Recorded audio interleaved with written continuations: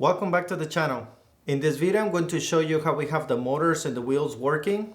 If you didn't watch the video where we assembled the kit, I'm going to leave a link in the description below. The first thing I want to do is quickly go over the components. The first of the components I want to talk about is that we have a battery that supports 12 volt and 5 volt output. I also have this panel here to distribute the power. So what we have here is the power going in and then splitting it into two channels, and each of these channels, each of these wiring leads go to one of the motor drivers that we have. We have an Arduino Mega at the bottom of the stack, and then we have two dual channel motor drivers. I'm going to leave a link and the model in the description below in case you want to look at the specs for them for any reason. I'm not going to get into the details of what motors and what kit we have. We already have other videos where I go into detail on that. So if you're interested, you can go ahead and watch them. But in this video, I want to keep it short and I just want to show you the routine that we have. I went ahead and prepared a routine just for demo purposes. I'm running the motors going forward for 5 seconds, and then I'm going to have it turned right again for 5 seconds. I have the robot stop and then go backwards for 5 seconds. Stop, and then I have it turn left for 5 seconds. When the cycle is done, there's going to be a 30-second delay where nothing is going to be happening, and then the whole routine starts all over again. Okay, so let me show you what it looks when it's running. Let me see if I can do something. Let me set this a little higher.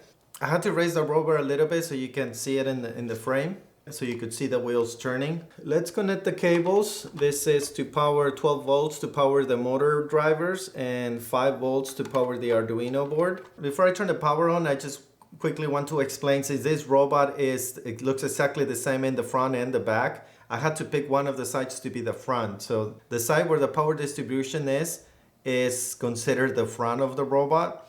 So when the robot is moving forward, you'll see that the wheels are going to turn going in that direction, or at least the robot will move that direction if it was set on the floor. You are going to be able to tell that this one side of the wheels is going to turn slower, and that's how we get the robot to turn one direction or the other. Let's go ahead and turn the power on and let's see it in action.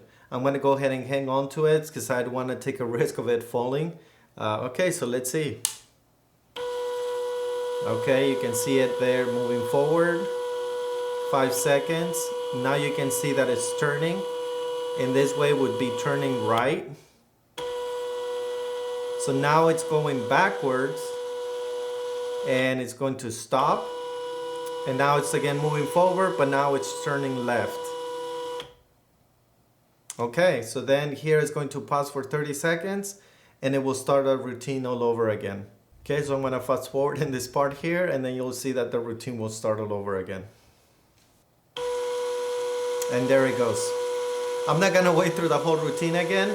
Now I'm gonna get on the laptop and show you how I wrote the code.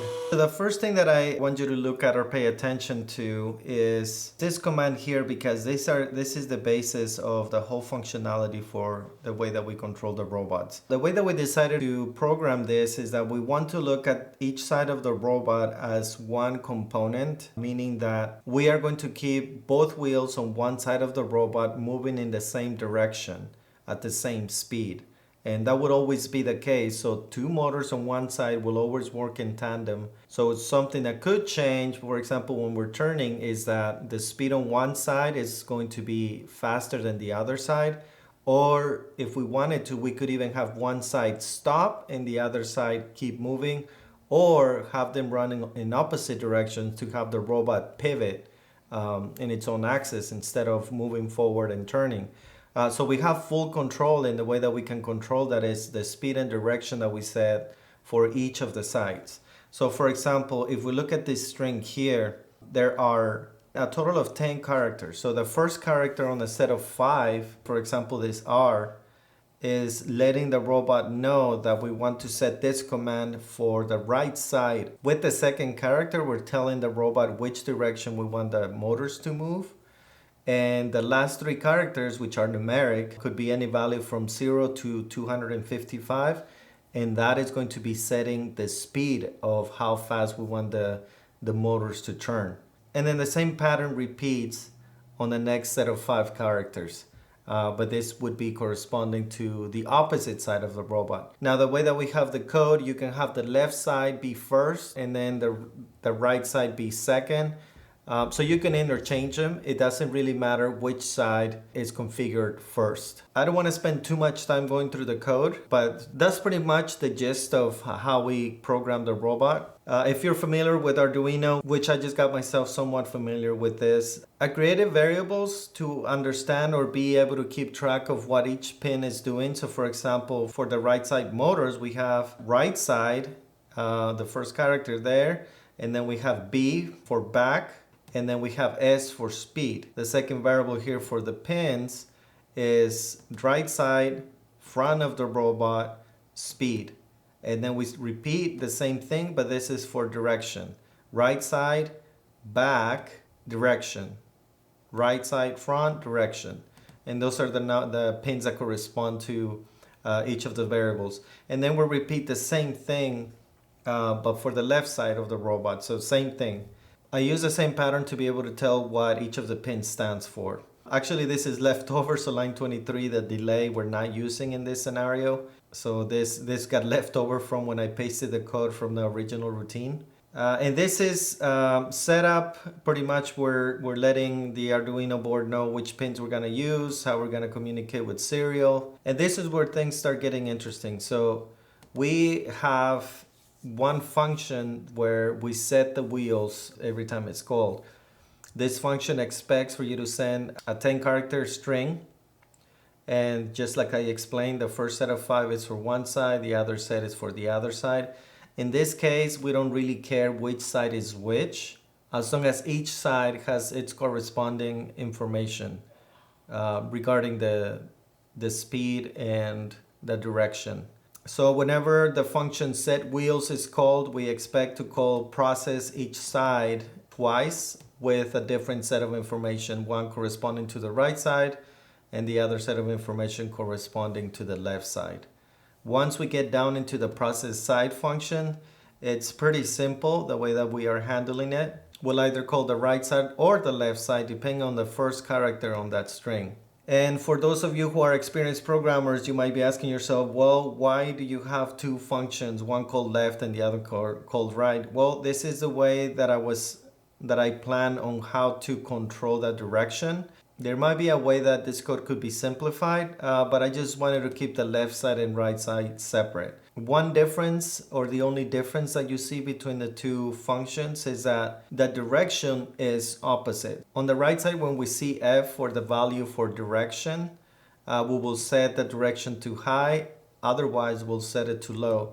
And notice that we are running, or that we're setting two motors at the same time. So it's always two motors for the direction, and then we set the speed.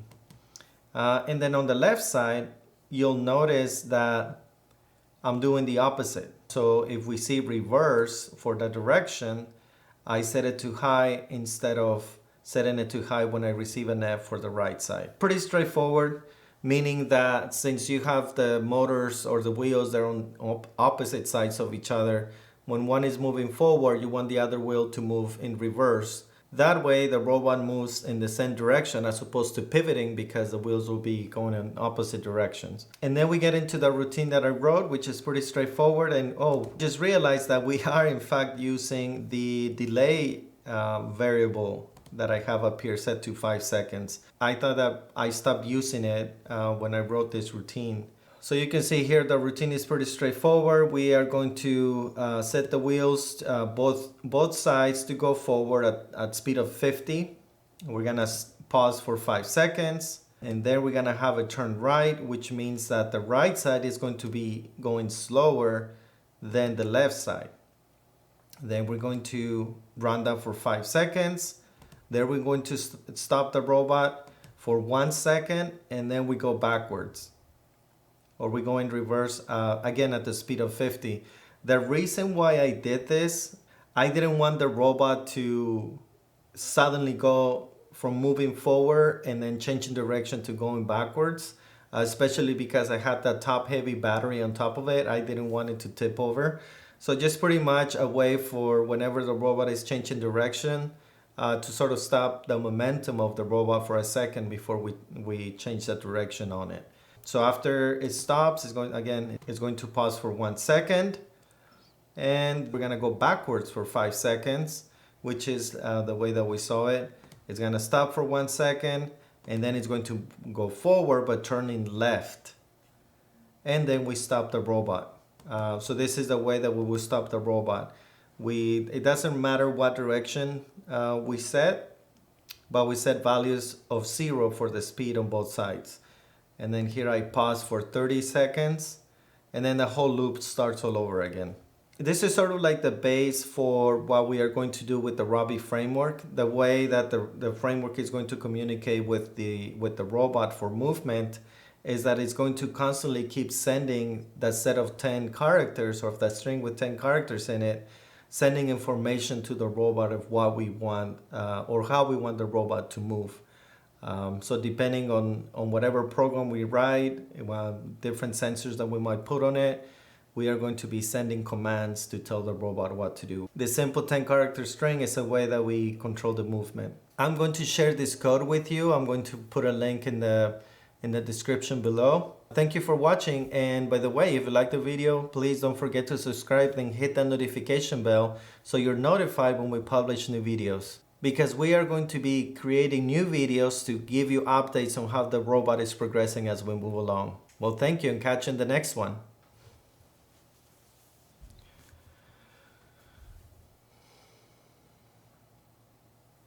Oh yeah, I remember this video. This video is pretty cool.